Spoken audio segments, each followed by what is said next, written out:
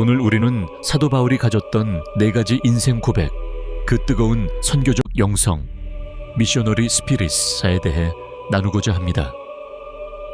한 영혼을 위해 바울이 어떤 마음으로 살았는지 깊이 묵상하는 시간이 되길 바랍니다.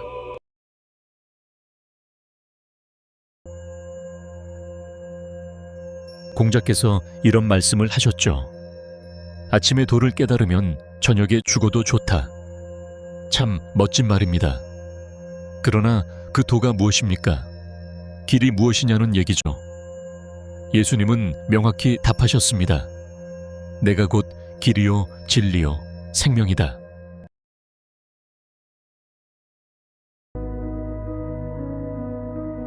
그렇습니다. 인생의 참된 길 되신 예수님을 아침에 깨닫는다면 우리는 저녁에 죽어도 여한이 없는, 후회 없는 삶을 살게 됩니다. 이것이 인생에서 길을 찾는 가장 중요한 문제입니다.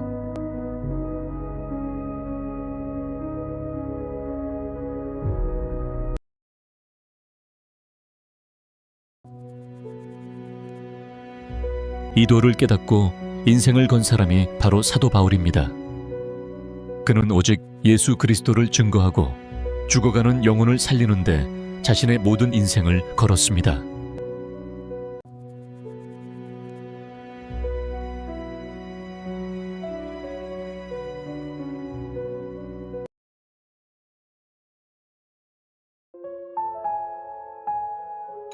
오늘 본문 고린도전서 9장에서 바울은 영혼을 구원하기 위해 4가지 모습으로 변하겠다고 고백합니다.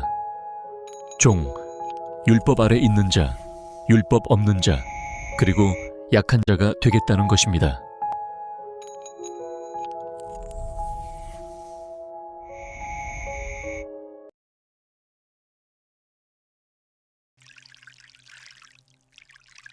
첫 번째 고백입니다. 내가 종이 되겠다. 여러분, 누가 종이 되고 싶어 하겠습니까? 그러나 바울은 한 영혼을 살릴 수만 있다면 기꺼이 나의 자유를 포기하고 종의 자리로 내려가겠다고 선언합니다.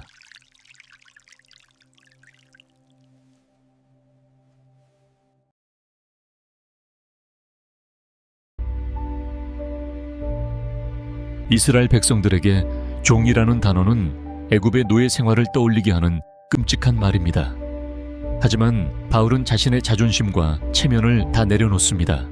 영혼 구원이 그만큼 절박했기 때문입니다.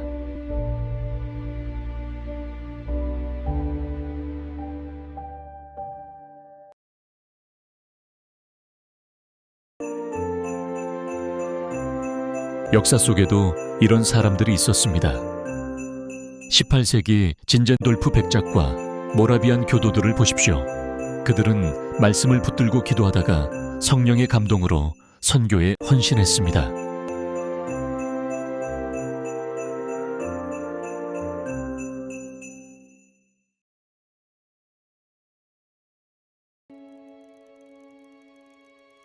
그들은 1시간씩 돌아가며 기도하는 24시간 릴레이 기도를 무려 100년 동안이나 이어갔습니다. 그 기도의 힘이 수많은 선교사를 열방으로 파송하는 원동력이 되었습니다.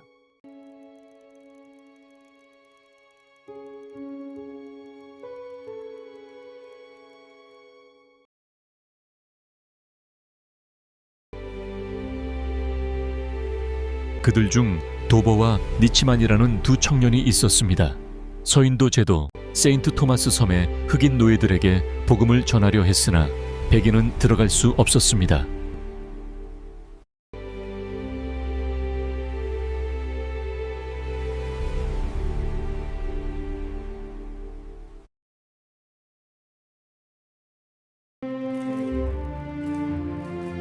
그래서 그들은 결단합니다. 우리가 노예가 되겠다. 그들은 스스로를 노예로 팔아 그 섬에 들어갔습니다.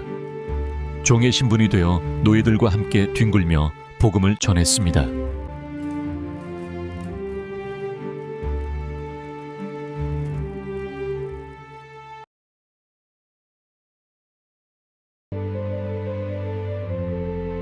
그 결과가 어떻습니까?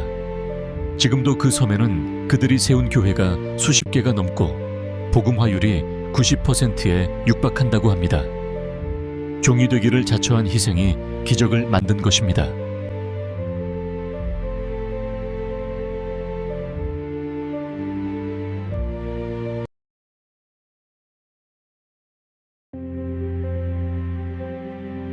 바울의 두 번째 고백은 율법 아래 있는 자같이 되겠다는 것입니다.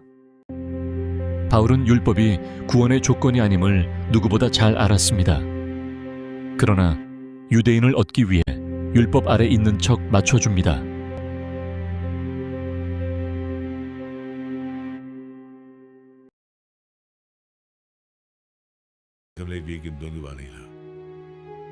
대표적인 예가 디모데입니다. 바울은 할례가 필요 없다고 주장했지만 유대인들에게 복음을 전할 때 방해가 되지 않도록 아들 같은 디모데에게 할례를 행합니다.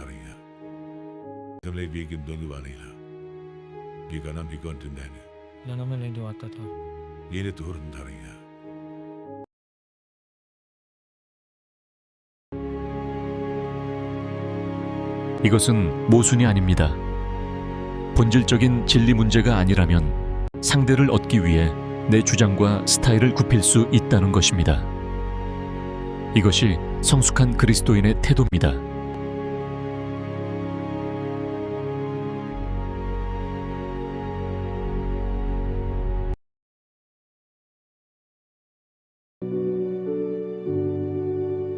때로는 내가 옳더라도 영혼을 얻기 위해 그 주장을 내려놓을 수 있어야 합니다. 그것이 덕을 세우는 길이고 복음의 문을 여는 열쇠가 됩니다.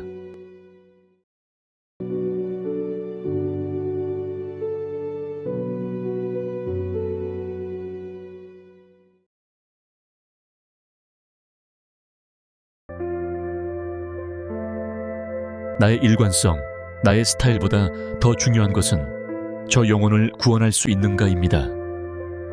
바울은 그 한 가지 목표를 위해 기꺼이 자신의 색깔을 바꿨습니다.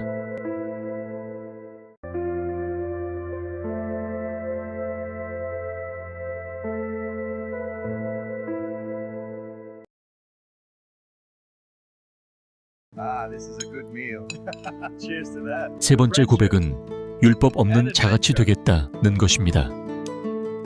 이는 이방인들, 즉 불신자들의 눈높이로 내려가겠다는 뜻입니다. This is a good meal. Cheers to that. To friendship and adventure.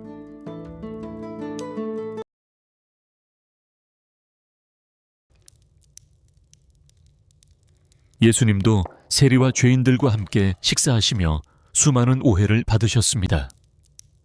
바울 역시 이방인들과 어울리며 비난받을 각오를 했습니다. 욕 좀 먹으면 어떻습니까? 영혼을 살릴 수 있는데 말입니다.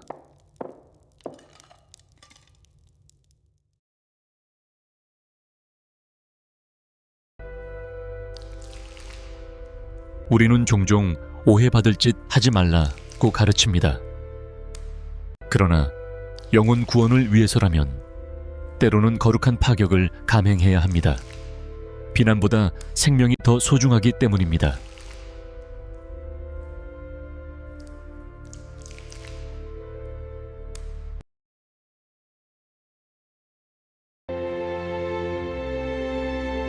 바울의 삶을 이끈 목적은 분명했습니다. 아무쪼록 몇 사람이라도 구원하고자 함이니 이 목적을 위해 그는 세상의 평판을 기꺼이 희생했습니다.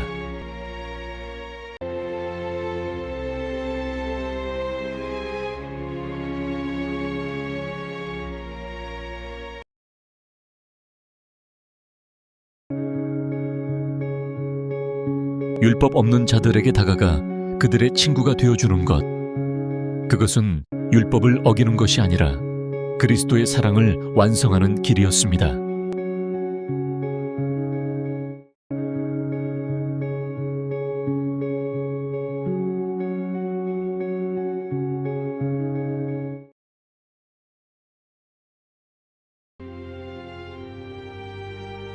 마지막 네 번째 고백은 약한 자같이 되겠다는 것입니다. 로마 시대는 힘을 숭상하던 시대였습니다. 그러나 바울은 약한 자를 얻기 위해 기꺼이 약해지기로 작정합니다.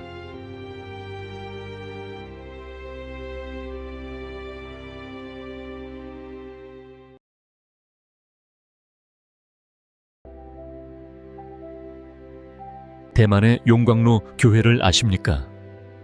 60년 전 독일 간호사들이 헌신하여 세운 교회입니다. 그들은 자신을 드러내지 않고 약한 자의 모습으로 섬겼습니다.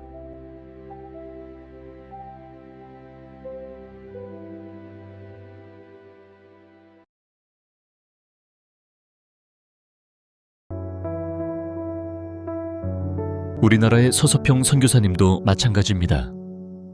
그녀는 영양실조로 세상을 떠날 만큼 자신의 모든 것을 내어주었습니다. 건강 회복하고 선교하면 언제 주의 일을 하니? 라며 끝까지 약한 자의 곁을 지켰습니다.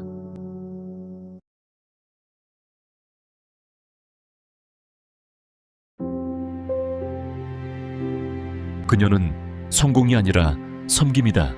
Not success, but service 라는 말을 남기고 조선의 가장 가난한 자들과 함께 살았습니다.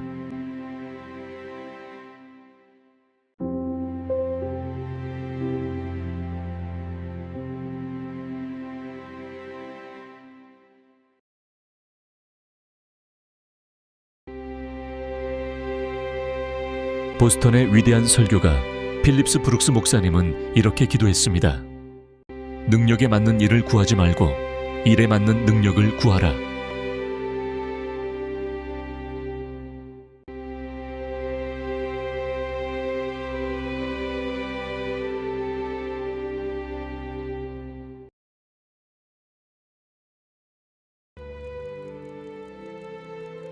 당시 유명한 무신론자 잉거솔이 하나님이 있다면 10분 안에 날 죽여보라며 조롱했을 때 브룩스 목사님은 자네는 하나님의 자비를 시험한 것이라며 안타까워했습니다.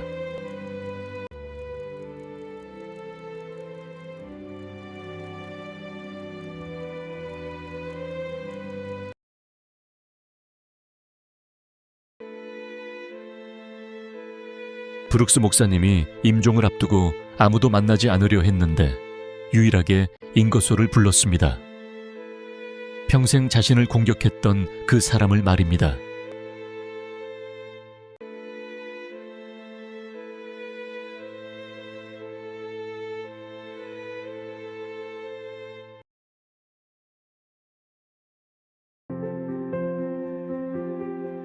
이유를 묻는 잉거솔에게 브룩스 목사님은 말했습니다. 다른 친구들은 천국에서 만나겠지만 자네는 못 볼 것 같아 여기서 마지막 작별 인사를 하려고 불렀네. 제발 예수 믿게나.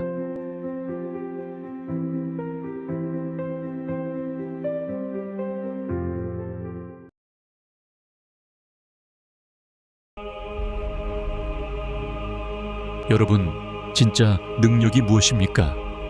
강해 보이는 것이 아닙니다. 영혼을 위해 자존심을 내려놓는 능력, 종이 되는 능력, 약해질 수 있는 능력이 진짜 능력입니다.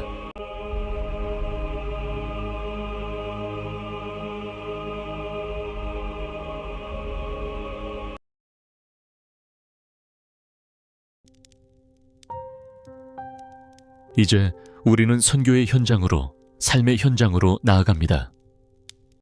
대만 땅이든 여러분의 직장이든 우리가 이 바울의 심정으로 나아갈 때 그곳이 거룩한 땅으로 변할 것입니다.